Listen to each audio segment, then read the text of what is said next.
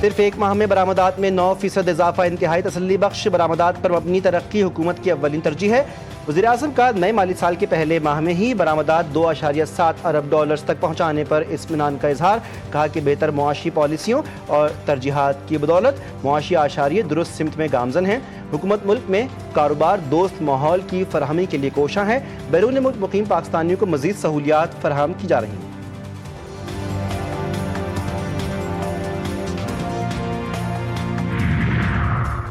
کراچی میں جعلی پولیس اہلکاروں کی ایک اور واردات، انگلینڈ سے کراچی آنے والی فیملی کو شفیق موڑ کے قریب لوٹ لیا گیا۔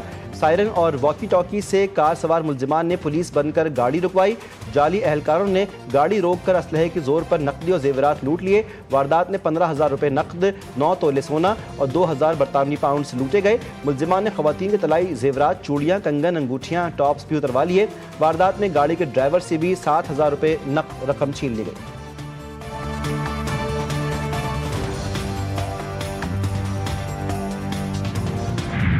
امریکہ کی جانب سے پاکستان پر عائد ٹیرف میں کمی، وزیر تجارت نے امریکی ٹیرف سے متعلق جواب قومی اسمبلی میں پیش کر دیا۔ ٹیرف عائد ہونے سے پاکستان کو 1 ارب ڈالر کا نقصان ہونے کی تردید۔ وزیر تجارت جام کمال کہتے ہیں امریکہ نے پاکستانی مصنوعات پر عائد ٹیرف 19% کر دیا۔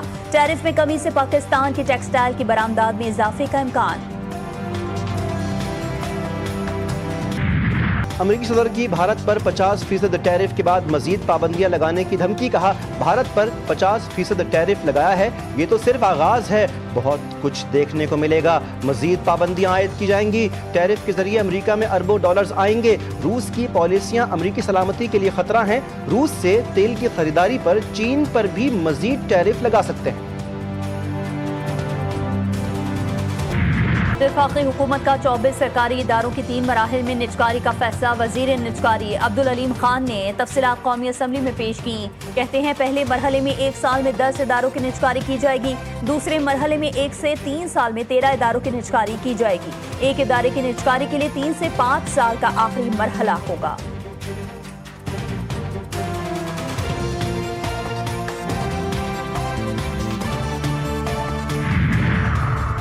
پی ٹی آئی رہنما سلمان اکرم کی حفاظتی ضمانت منظور، اسلام آباد ہائی کورٹ نے درخواست پر سماعت کی۔ سلمان اکرم راجہ خود عدالت میں پیش ہوئے۔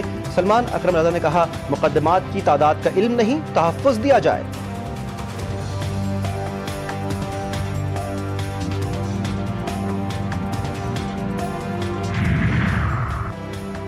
وزیر اعلیٰ کارکنان کو چھوڑ کر حزبی روایت پھر فرار ہو گئے، گنڈا پور نے ہماری ناک کٹوا دی ہے۔ گورنر خیبر پختونخوا فیصل کریم کنڈی کی سخت تنقید، کہا عوامی جلسے اور ایونٹس میں علی امین گنڈا پور کی غیر حاضری اس بات کا ثبوت ہے کہ وہ خود اپنی پالیسیز پر اعتماد نہیں رکھتے۔ وزیر اعلیٰ کی جانب سے صوبے کے اہم معاملات میں غیر ذمہ دارانہ رویہ اختیار کیا جا رہا ہے، وہ خیبر پختونخوا کے عوام کے لیے باعث تشویش۔ بڑی کلیئرلی جو ہے آپ کو بتانا چاہتی ہوں کہ 14 اگست کا دن یوم آزادی کا دن ہے اور وہ تمام پاکستانی اپنے جذبے سے منائیں گے، اور اس یوم آزادی کے بیچ میں اگر کسی نے کوئی رکاوٹ ڈالنے کی کوشش کی، اگر اس یوم آزادی کو کسی نے جو ہے اپنے گندے مقاصد کے لیے استعمال کرنے کی کوشش کی، اس کی اجازت قطعی طور پر نہیں۔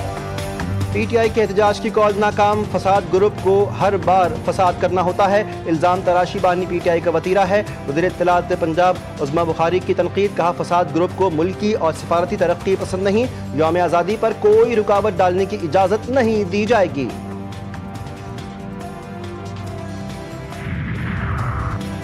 پاکستان میں آبادی بڑھنے کی سالانہ شرح 2.55% ہے۔ تیزی سے بڑھتی ہوئی آبادی کی ترقی کے لیے منصوبہ بندی کی ضرورت ہے۔ وزیر اعظم کی بڑھتی آبادی اور اقدامات سے متعلق اجلاس میں گفتگو، شہباز شریف بولے ملک کی آبادی کا بڑا حصہ نوجوانوں پر مشتمل ہے، نوجوان ہمارے ملک کا انتہائی اہم اور قیمتی اثاثہ ہیں، بڑھتی آبادی سے نمٹنے کے لیے صوبوں کے تعاون سے مؤثر حکمت عملی تشکیل دی جائے۔ کراچی سمیت ملک بھر کے بجلی صارفین کے لیے اچھی خبر، نیپرا نے بجلی ₹1.89 فی یونٹ سستی کرنے کی منظوری دے دی۔ نیپرا نے بجلی کی قیمت میں کمی کا فیصلہ وفاقی حکومت کو بھیج دیا۔ کمی اپریل تا جون 2025 کی سہ ماہی ایڈجسٹمنٹ میں منظور کی گئی۔ جون 2025 کی ماہانہ ایڈجسٹمنٹ کی مد میں بجلی 78 پیسے سستی، اطلاق کے الیکٹرک پر نہیں ہوگا۔ लाहौर में शौहर के सामने बीवी का गैंग रेप करने वाले दरिंदे मारे गए। पुलिस मुकाबले में दोनों मुल्जिमान हलाक। वाक़या थाना चूंग की हुदूद में पेश आया। छापे के दौरान मुल्जिमान ने फरार की कोशिश की। जवाबी फायरिंग में दोनों मुल्जिमान अंजाम को पहुंचे।